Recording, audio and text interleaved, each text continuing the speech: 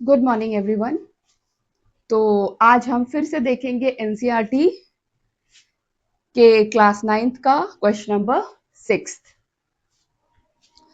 तो यहाँ पे जो ग्राफ दे रखा है ना वो अलग है, और जो आपके क्वेश्चन का है ग्राफ वो हम इसके बाद डील करेंगे।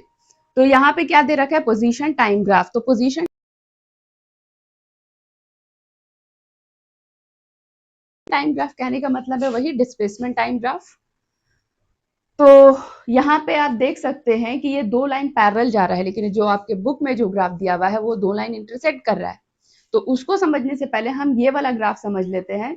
यहाँ पे क्या बोला जा रहा है कि ओरिजिन से ये एक लाइन ए जा रहा है जो कि, और ये जो 2 से जा रहा है वो बी तक जा रहा है जो कि वाई एक्सिस वाई पे इंटरसेक्ट कर रहा है, और ये जो है एक जो ए लाइन है वो 10 पे वाई एक्सिस पे इंटरसेक्ट कर रहा है।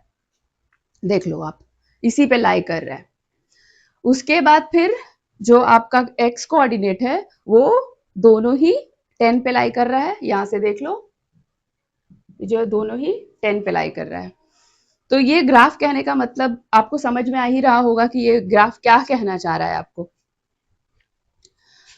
अब इसके साथ हमें ये समझना है कि ये ग्राफ मैंने बनाया क्यों है। ये ग्राफ आपको बनाने का मकसद ये था कि यहाँ पे इक्वल वेलोसिटी का मतलब आपको समझा सके कि इक्वल वेलोसिटी किस किस केस में होती है।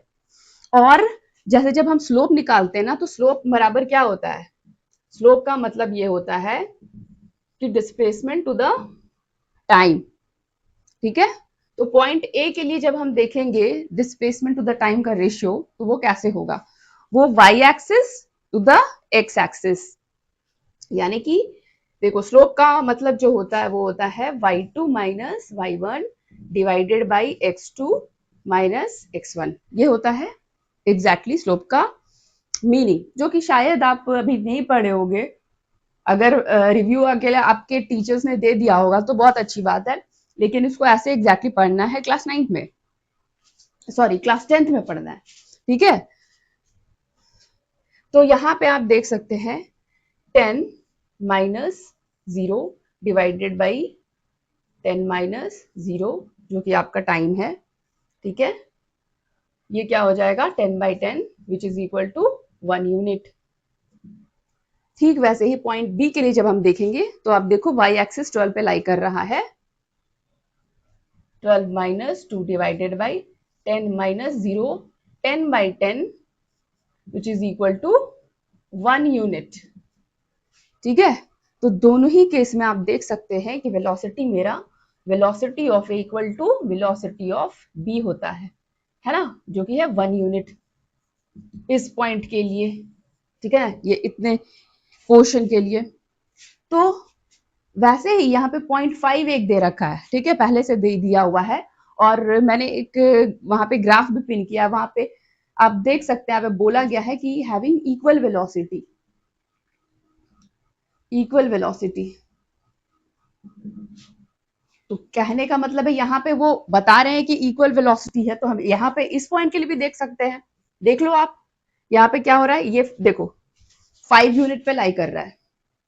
यहाँ पे ये 5 यूनिट पे लाई कर रहा है, तो हम 5 माइनस 0 डिवाइडेड बाई, अब टाइम भी यहाँ पे देख लो वो 5 ही यूनिट है, 5 minus 0 which is equal to 5/5। Cancel out करो 1 यूनिट।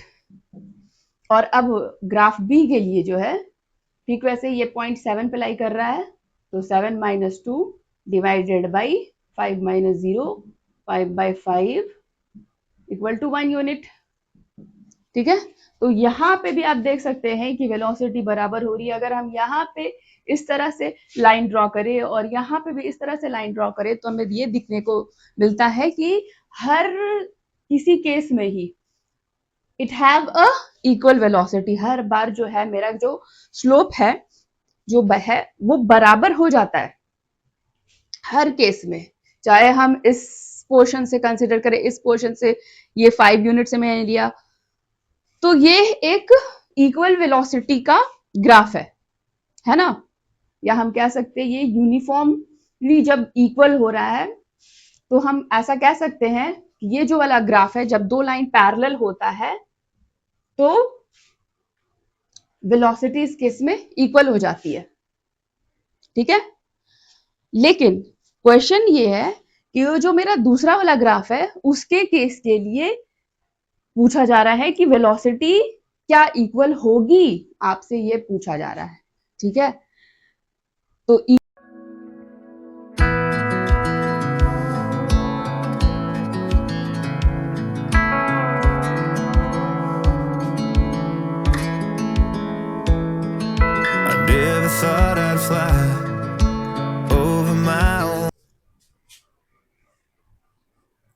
जो आपके बुक में ग्राफ दिया हुआ है वो कुछ ऐसा ही है।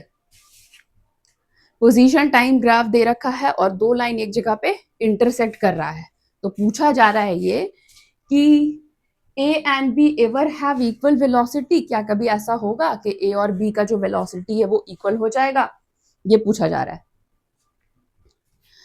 तो हम क्या करेंगे, आप देख सकते हैं एक पॉइंट पे वो इंटरसेक्ट कर रहा है, तो हम इसको निकालेंगे। पहले हम क्या करते हैं, velocity of A find out करते हैं। वैसे ही डिस्प्लेसमेंट टू द टाइम आप कर दो, ratio of Y axis to the ratio of X axis. तो आप देखेंगे यहाँ पे कि वाई एक्सिस जो है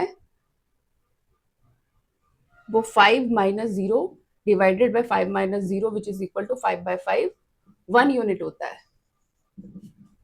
वैसे ही बी पॉइंट के लिए जब हम निकालेंगे तो हमें ये देखने को मिलेगा कि अब हमें जो है 5 माइनस 2 डिवाइडेड बाई 5 माइनस 0 3/5 हमारा आ रहा है। यहाँ पे न्यूमरेटर जो है आपका छोटा आ रहा है, तो जाहिर सी बात है कि जब न्यूमरेटर मेरा छोटा है तो इसका कहने का मतलब ये है कि इसकी जो वेलोसिटी होगी लेस देन वेलोसिटी ऑफ ए होगी, है ना। इसकी वेलोसिटी कहीं ना कहीं कम है, यानी कि हम ये कहेंगे कि velocity of A is always greater than velocity of B. यानी यहाँ पे ऐसा कोई भी बात नहीं है कि वेलोसिटी मेरा सेम आ रहा है जैसे पिछले वाले ग्राफ में आ रहा था। हर बार क्या हो रहा था कि वेलोसिटी इक्वल आ रही थी। ये तो मैंने आपको मैथमेटिकली डील कर दिया है इस ग्राफ को कि किस तरह से हम सॉल्व करेंगे ताकि हमें कॉन्सेप्ट भी समझ में आ जाए और कुछ भी कसर बाकी ना रहे समझने में। ठीक है, तो यहाँ पे देख सकते हैं आप velocity of A is greater than velocity of A B है। तो क्वेश्चन ये था कि क्या कभी इसका इक्वल वेलोसिटी होगा, तो इसका आंसर ये है कि बिल्कुल नहीं, इक्वल वेलोसिटी तो नहीं होगा। हाँ, ये हो सकता है कि हम किसी क्षण पे किसी पॉइंट पे हम मीट कर सकते हैं। ये जो इंटरसेक्टिंग पॉइंट है ना, ये वाला, ये मीटिंग पॉइंट है कि हाँ हम इस पॉइंट पे मिले, बट ऐसा कभी भी नहीं होगा कि मेरा जो है वेलोसिटी जो है इक्वल होगी। तो इसका आंसर क्या होगा, नो। ठीक है, बस इतना ही है इस ग्राफ में। ठीक है, कि इसका आंसर है नो, और उसके पीछे का सच आपको समझ में आ चुका है कि क्यों है नो।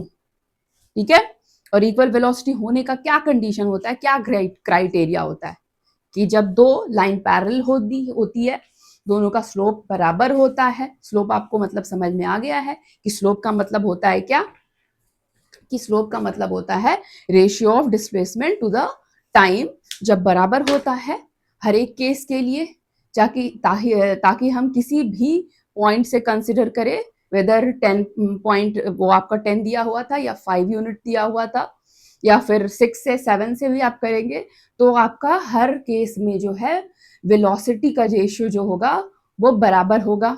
ठीक है, तो मेरा वो ग्राफ जो था वो था इक्वल वेलोसिटी के लिए, बट ये वाला जो है इक्वल वेलोसिटी नहीं होगा। ये जो है आपको समझ में आ गया है, दैट्स इट।